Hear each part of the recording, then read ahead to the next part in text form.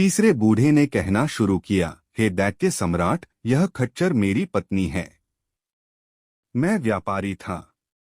एक बार मैं व्यापार के लिए परदेश गया। जब मैं 1 वर्ष बाद घर लौटकर आया तो मैंने देखा कि मेरी पत्नी एक हबशी गुलाम के पास बैठी हासविलास और प्रेमालाप कर रही है। यह देखकर मुझे अत्यंत आश्चर्य और क्रोध हुआ और मैंने चाहा कि उन दोनों को दंड दूं। तभी मेरी पत्नी एक पात्र में जल ले आई और उस पर एक मंत्र फूंककर उसने मुझ पर अभिमंत्रित जल छिड़क दिया, जिससे मैं कुत्ता बन गया। पत्नी ने मुझे घर से भगा दिया और फिर अपने हासविलास में लग गई। मैं इधर उधर घूमता रहा, फिर भूख से व्याकुल होकर एक कसाई की दुकान पर पहुंचा और उसकी फेंकी हुई हड्डियां उठाकर खाने लगा। कुछ दिन तक मैं ऐसा ही करता रहा। फिर एक दिन कसाई के साथ उसके घर जा पहुंचा। कसाई की पुत्री मुझे देखकर अंदर चली गई और बहुत देर तक बाहर नहीं निकली। कसाई ने कहा, तू अंदर क्या कर रही है, बाहर क्यों नहीं आती? लड़की बोली, मैं अपरिचित पुरुष के सामने कैसे जाऊं? कसाई ने इधर उधर देखकर कहा कि यहाँ तो कोई अपरिचित पुरुष नहीं दिखाई देता, तू किस पुरुष की बात कर रही है? लड़की ने कहा, यह कुत्ता जो तुम्हारे साथ घर में आया है, तुम्हें इसकी कहानी मालूम नहीं है। यह आदमी है। इसकी पत्नी जादू करने में पारंगत है। उसी ने मंत्र शक्ति से इसे कुत्ता बना दिया है। अगर तुम्हें इस बात पर विश्वास न हो, मैं तुरंत ही इसे मनुष्य बनाकर दिखा सकती हूँ। कसाई बोला, भगवान के लिए सो ही कर। तू इसे मनुष्य बना दे ताकि यह लोक परलोक दोनों का धर्म संचित करे। यह सुनकर वह लड़की एक पात्र में जल लेकर अंदर से आई और जल को अभिमंत्रित करके मुझ पर छिड़का और बोली, तू इस देह को छोड़ दे और अपने पूर्व रूप में आ जा। उसके इतना कहते ही मैं दोबारा मनुष्य के रूप में आ गया और लड़की फिर पर्दे के अंदर चली गई।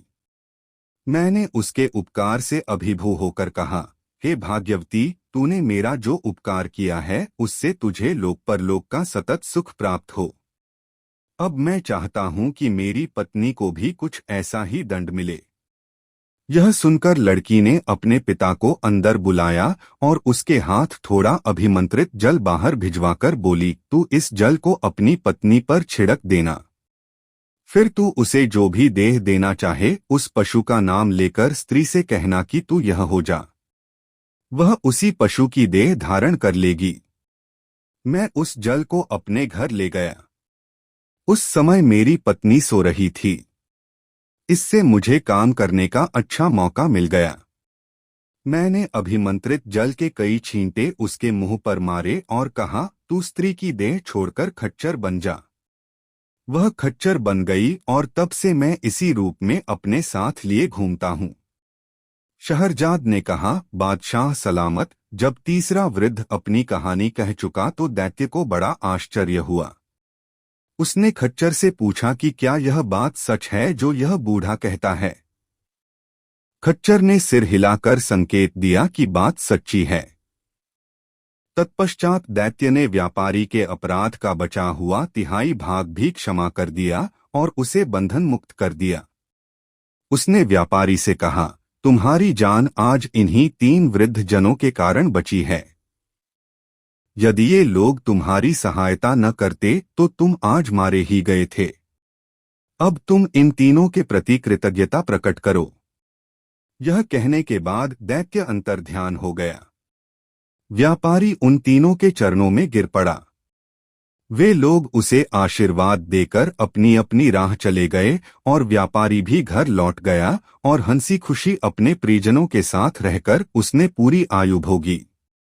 शहरजाद ने इतना कहने के बाद कहा, मैंने जो यह कहानी कही है इससे भी अच्छी एक कहानी जानती हूँ जो एक मछुआरे की है।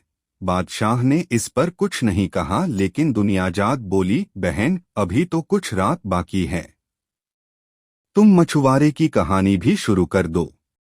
मुझे आशा है कि बादशाह सलामत उस कहानी को सुनकर भी प्रसन्न होंगे। शहरयार ने वह कहानी सुनने की स्वीकृति भी दे दी।